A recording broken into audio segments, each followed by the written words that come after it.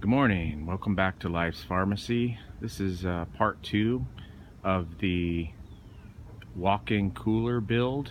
Just figured we'll stroll through the garden real quick and take a look and see what's going on. Got some logs prepared for inoculation. We're going to be adding some mushroom spores to all these logs that act as a border.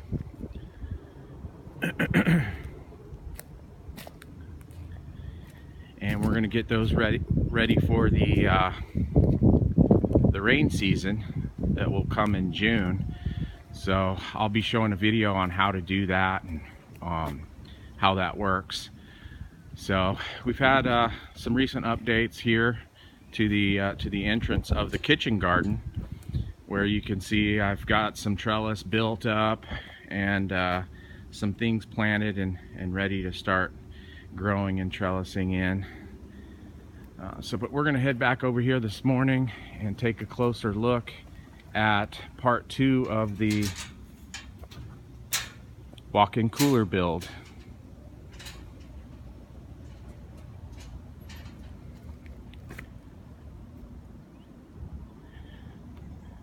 So right now a lot of things are taking off, a lot of things are starting to grow and grow well.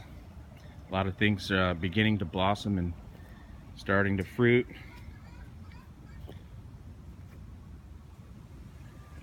So garden system's doing really well. But let's get back over here to the walk-in cooler. Excuse the mess, it's a construction site, a lot going on.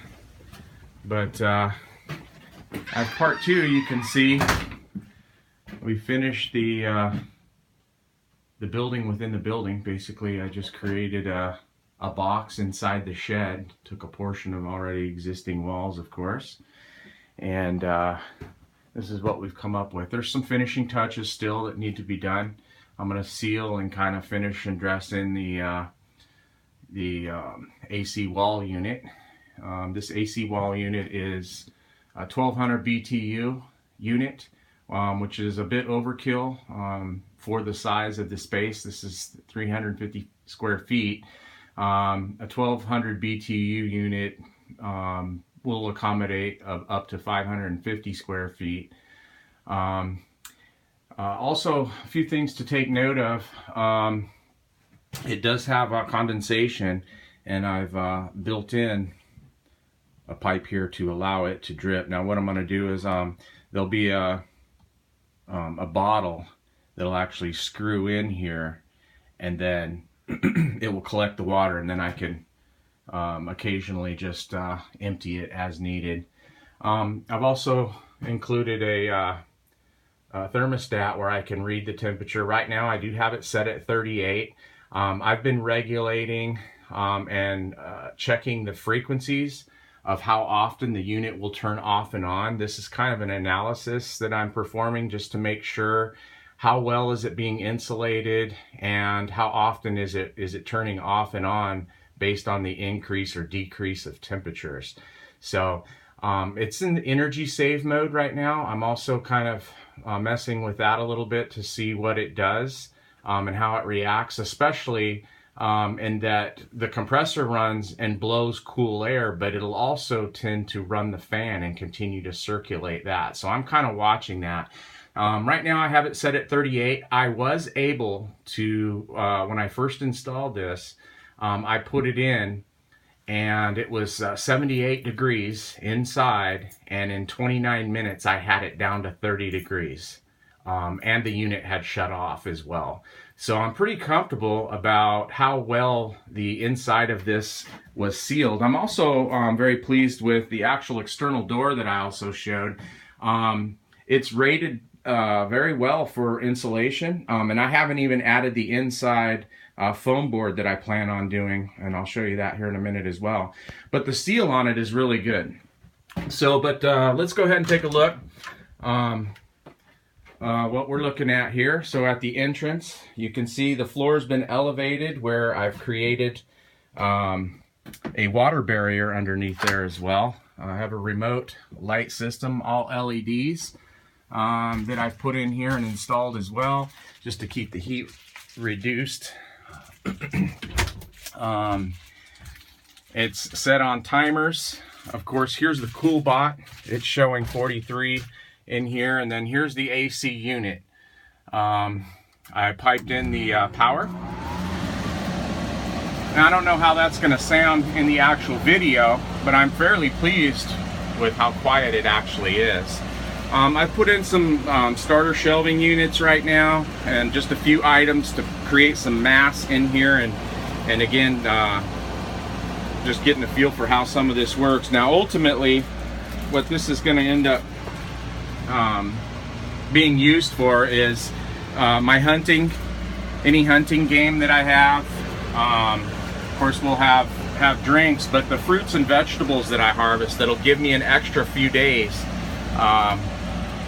after harvest to be able to store them and keep them if I need to ship them or give them away or whatever the case may be. This will give me a little extra shelf life. I also intend on maybe either building another one of these or a separate piece where I can also start growing the mushrooms, not just for storage, but there are certain mushroom types that require temperature control. So I intend on doing that as well. Now, real quick, again, now you can see, as part 2, you can see some of the finishing that's been done, where all of the tape, the foil tape, has been seamed in to make sure there's no cracks or crevices. And that was one of the other things that I had showed in the previous video that was not done yet. And it's a very critical and important part of making sure that it's done. It's a little hard to work with. It's not real flexible. If you're not careful, it will cut your fingers. So, you know, wearing gloves is probably important. Marking off where the wood is extremely important as you're placing these panels to make sure you know where to secure it to the wall. So make sure that you're doing that as well throughout the process. But I got to tell you, I'm really pleased. I'm very pleased with how this worked. I will do a separate video that will also show the simplicity of programming the Coolbot unit. Storeitcold.com. You can go there, you can read about some of the specifications if you're interested in building a cooler. This cooler is built very inexpensively, and I could have even saved more money by repurposing other items, say off Craigslist, like the unit. But in this case, I was willing and able to afford everything new to get things started, and so I'm pretty pleased with the outcome. I will add a third video once this thing is fully outfitted and I've completed the finishing touches. But I do want to say thanks for joining, and we'll talk to you soon.